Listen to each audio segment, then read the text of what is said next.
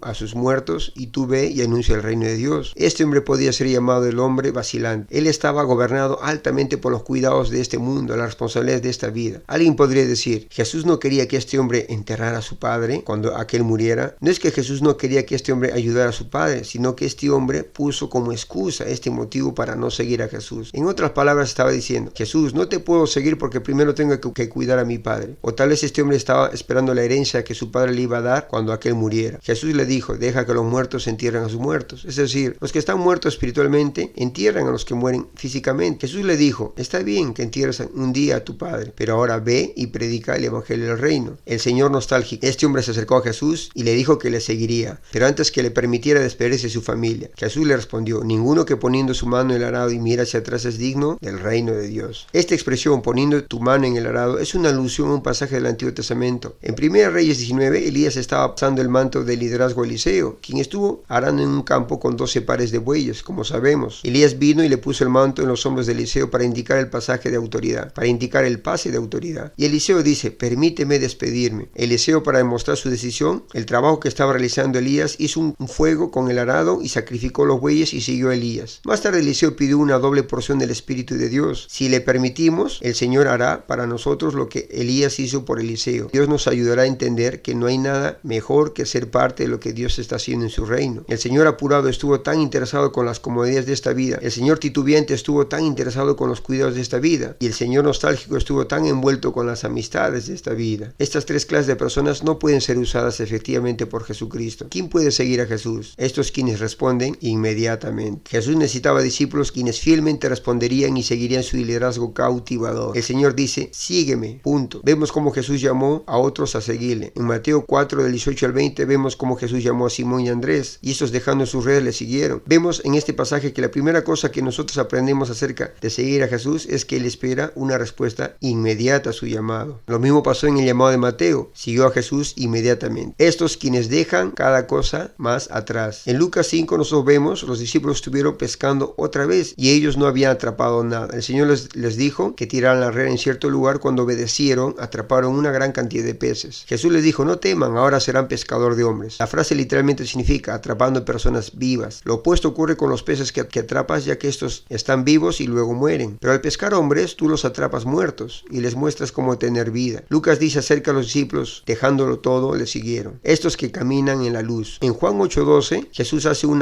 majestuoso llamado en la fiesta de los tabernáculos. Dijo: yo soy la luz del mundo. Jesús dijo que aquellos que le siguieran deberían caminar en la luz. La luz de Jesús ilumina la clase correcta de vida. Estos quienes dejan que Dios sea el que determine las recompensas. En Mateo 19, del 16 al 29, tenemos la historia del joven rico que vino a Jesús y le preguntó: ¿qué podría hacer para dar la vida eterna? Jesús le respondió, y el joven rico dijo que había hecho todo lo que tenía que hacer. Jesús le dijo que le faltaba una cosa que tenía que hacer: vende todo lo que tienes y da a los pobres y ven y sígueme. El joven rico se alejó triste porque Jesús le había pedido que hiciera. Pedro hizo una pregunta al Señor: ¿de qué recibirán él y los discípulos por haber dejado todo por Jesús para seguirle? Jesús promete grandes recompensas para los que le siguen de todo corazón. Jesús cuidadosamente finaliza esta promesa por diciéndoles que los primeros serán los últimos y los últimos los primeros. El día de las recompensas vendrán, pero aquel día habrá muchas sorpresas. Los que piensan que ellos merecen ser primeros podrían ser puestos al final de la línea. Dios tiene la habilidad para balancear las escalas para todos estos que le sirven. Los hombres fieles no se preocupan tanto por las recompensas, aunque las buscan. Más se preocupan por ser fieles y servir al Señor de todo corazón, y dejan que el Señor sea quien los recompense. Estos que nos siguen a pesar de las circunstancias o comparaciones. En Juan 21, Jesús nos motiva a seguirle por las promesas de futuras recompensas. Pedro había negado al Señor y 52 días después estuvo predicando valerosamente en el nombre del Señor Jesús. Jesús lo había restaurado. Jesús le preguntó 3 veces a Pedro si lo amaba. Entonces Jesús le dijo: lidera el grupo de creyentes después que Jesús se fuera de este mundo. Pedro se fijó en Juan y le preguntó a Jesús acerca del discípulo y qué sería de él. Jesús le explicó que tenía un plan para la vida de Juan, pero le preguntó a Pedro: ¿qué de ti? Fíjate en ti y no en otros. La quinta verdad acerca de seguir a Jesús es seguirle a pesar de las circunstancias y sin compararnos con otros. Y aquel es probable uno de los más grandes obstáculos del discipulado: la comparación, estar fijándonos en otros. Jesús nos dice: no te compares con otros, solo concéntrate en seguirme. Dios tiene un trabajo específico para cada uno de nosotros, y en esto debemos concentrarnos y no mirar el trabajo de otros para compararnos, siguiendo el ejemplo de buenos cristianos. Si nosotros estamos yendo a ser discípulos de Jesús, tenemos que seguir a líderes piadosos. Cuando nosotros llegamos a ser discípulos, nosotros llegaremos a ser buenos modelos para otros cristianos, como dice en 1 Corintios 4:16 y Filipenses 3:17. Un discípulo es un seguidor de la vida y enseñanza de Cristo. Un discípulo aprende lo que Jesús enseñó, pero más importante, un discípulo ve lo que Jesús enseñó. Un escritor dijo que la mejor instrucción es un buen ejemplo. Aquel es porque como discípulos nosotros llegamos a ser mentores. Como discípulos nosotros hacemos discípulos, enseñándoles a hacer lo que nosotros estamos haciendo, lo cual es observando los mandamientos de Jesucristo, siguiendo principios cristianos. Hay un grupo de principios y virtudes que nosotros como discípulos de Jesús debemos aplicar. Algunos principios podrían ser en 1 Tesalonicenses 5:15, 2 Timoteo 2:22 y Hebreos 12:14. Capítulo 6. Guía de inversión basada en la eternidad. Característica número 6. Reconocimiento del verdadero propietario de nuestras posesiones. En Lucas 14:28 al 30 encontramos la historia de un hombre que empezó a construir una torre pero no terminó. La torre mencionada en este pasaje podría ser muy bien una torre de vigilancia. Estos se construían de piedra y barro, se construían en los campos durante los meses de la cosecha. Personas vivían en la torre para proteger el ganado y los campos de los ladrones, estimando al enemigo. En la segunda historia vemos a un rey que va a la guerra y se da cuenta que el enemigo es más poderoso que él. Le envía una delegación y pide términos de paz. Lucas 14, el 31 al 32. El peligro de subestimar el costo es el ridículo, pero el daño de sobreestimar al enemigo es la ruina. ¿Has calculado el costo de ser un seguidor de Jesús? ¿De ser un discípulo de él? Algunas veces los cristianos no calculan el costo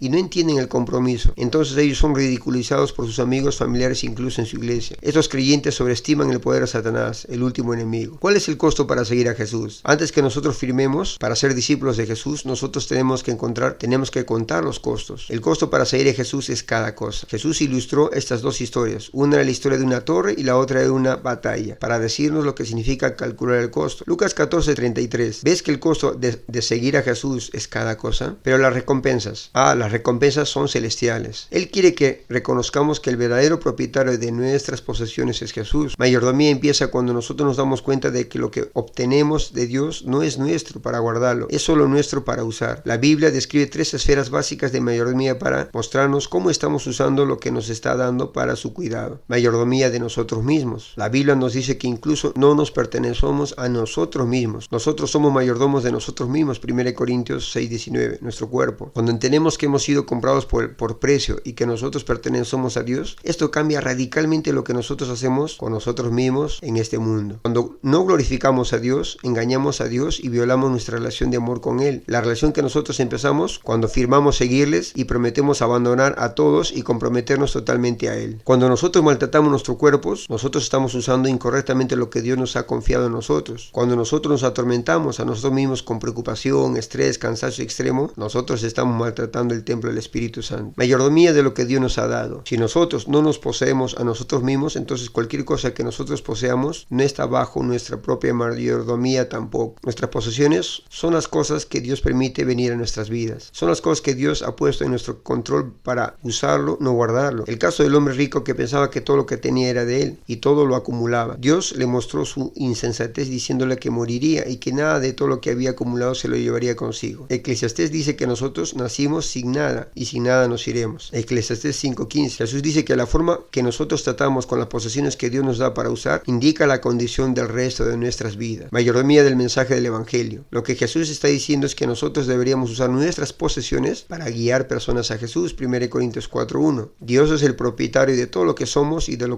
todo lo que tenemos. Dios nos ha confiado a nosotros lo que es suyo por derecho y nuestro por responsabilidad. Fidelidad es nuestra primera obligación como mayordomos de los dones de Dios. Recompensar son las bendiciones de Dios por un servicio fiel. Cada cosa que nosotros tenemos, cada cosa que nosotros incluso tendremos, cada cosa que nosotros incluso seremos, es todo suyo. Llegamos al último capítulo, capítulo 7. Ellos sabrán quiénes son sus discípulos. Característica número 7. Reflexión del amor de Cristo en nuestras acciones, actitudes a otros. Discipulado es esencial. La Biblia dice que tú y yo necesitamos la ayuda de otro. Necesitamos a alguien que venga con nosotros a lo largo del camino para discipularnos. Y cuando nosotros hemos aprendido cómo hacer discípulos, entonces nosotros nos volvemos a lo largo del camino con alguien más y le enseñamos cómo ser un discípulo. También hasta que todas las naciones del mundo estén llenos de discípulos de Jesucristo. Nosotros tenemos que enseñar a nuestros discípulos cada cosa que Jesús nos enseñó. Jesús enseñó a través de varios métodos. Por ejemplo, por medio de pruebas, por dando mandamientos, por dándonos específicos preceptos. Las 3 prioridades relacionales para un creyente. Estas se encuentran en Juan 15. Prioridad número 1. Permanecer en Jesús. Una prioridad hacia las personas, no a las cosas. Es una relación con personas que determinan cómo yo uso mis cosas. Juan 15 del 1 al 12 especifica 3 relaciones prioritarias e identifica una predominante prioridad responsabilidad en cada una de ellas. Según Peter Drucker, una prioridad es una relación en la cual hay una responsabilidad. Nuestra relación es con Cristo. Nuestra primera responsabilidad en nuestra relación con Cristo es permanecer en Él, estudiando la Biblia con regularidad y devoción. Es simplemente una expresión de permanecer en Cristo. Prioridad número 2, amar el uno al otro. Nuestra segunda prioridad es amar el uno al otro. La meta de la instrucción es enseñar a las personas cómo amar el uno al otro y cómo amar a Dios con un corazón limpio, una buena conciencia y una fe sincera. 1 Timoteo 1:5. La mejor forma forma de dar un buen testimonio en nuestra familia, barrio, comunidad, es mostrar un verdadero amor el uno al otro. Prioridad número 3, llevar testimonio al mundo. Nosotros tenemos una relación con aquellos que no son salvos, a los cuales tenemos la responsabilidad de llevarles el evangelio. 5 distinciones de un genuino amor. Amor bíblico es sacrificial. Cada vez que el amor de Dios es mencionado en el Nuevo Testamento, siempre está actuando sacrificialmente para satisfacer las legítimas necesidades de otra persona. Nunca es egoísta. Amor bíblico es obediencia. El amor cristocéntrico es obediente a los mandamientos de Dios. Amor bíblico es amical. Es